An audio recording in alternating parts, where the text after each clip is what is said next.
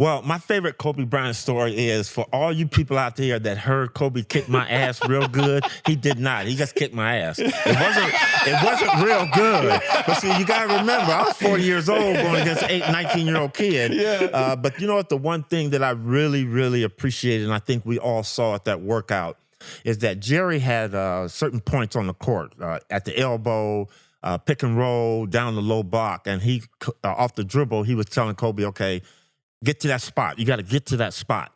And my job was to keep him away from that spot.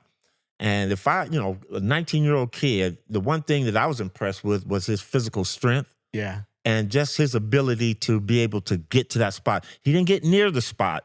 He didn't get close to the spot. He got to his spot. Now, he didn't hit every shot, but that is something very, very unique and special for a young kid that hadn't played in the NBA, and you're going through a professional workout to do that. Yeah. A lot of people would, not that I'm Michael Cooper scary, but I knew what I was doing out there to bump him off and to get close and shoot a fall away. Kobe didn't do all that. He got to his spot.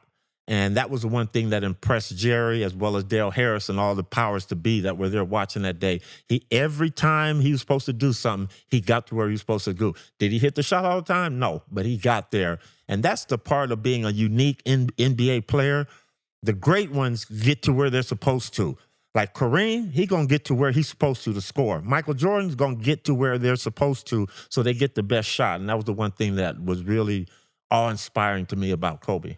Now, Kobe made some all-defensive teams. Did he ever come to you and ask you for insights? Kobe asked me one time how to defend somebody because I was working there with the footwork, and that was it. But you know what? It doesn't take a lot to be a good defensive player. It takes the will to be a defensive player, and that's what it is. And Kobe wanted. My wish for Kobe when he was a player, for him to have won a Defensive Player of the Year award. I think he was good enough to do that. Michael Jordan did it, but he and to make as many defensive teams. But you know what? When you got the ability of Kobe, you ain't thinking about that. Yeah. He goes back to what Bob McAdoo say. My offense is my defense. Because if you score on me, I'm definitely going to score back on you. But that was the fun part about watching Kobe's progression as he got better. I want you to rank your top 5 all-time Laker players of all time. In order or just my top 5? You can just give us your top 5. Yeah. Well, my GOAT is Kareem Abdul-Jabbar. I think he's the greatest player that's ever played this game. Yes. There's been many, many others, but you have to put Kareem as number 1 for me. That's for me.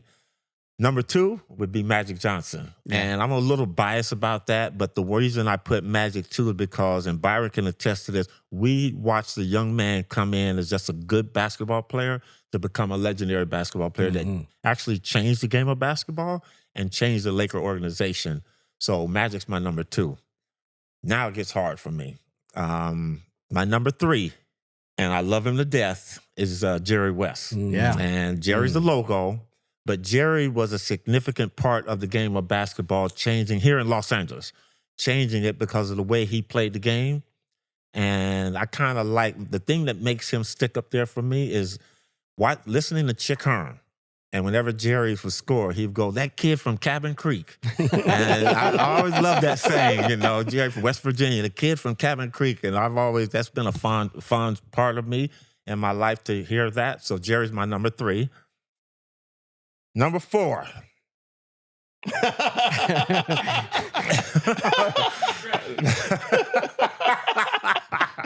My number 4 is Elgin Baylor.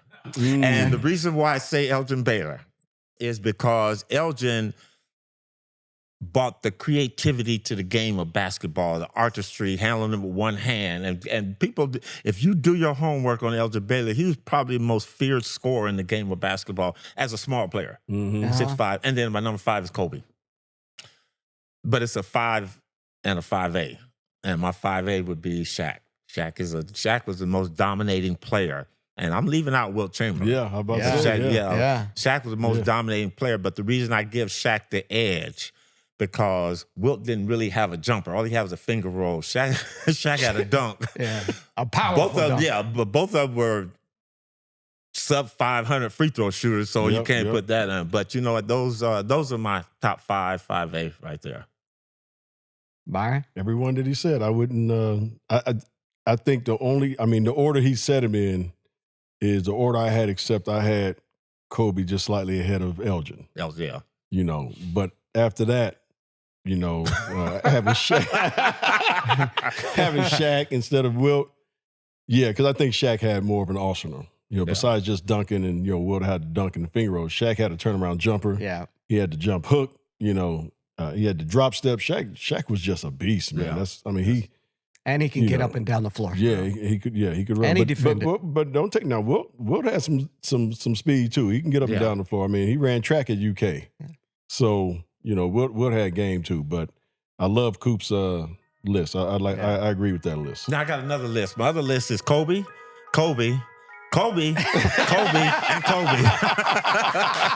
And Kobe is my sixth man. Thank you for watching Byron Scott's Fast Break. If you like what you saw, here's some more videos. And while you're at it, don't forget to like, comment, and subscribe.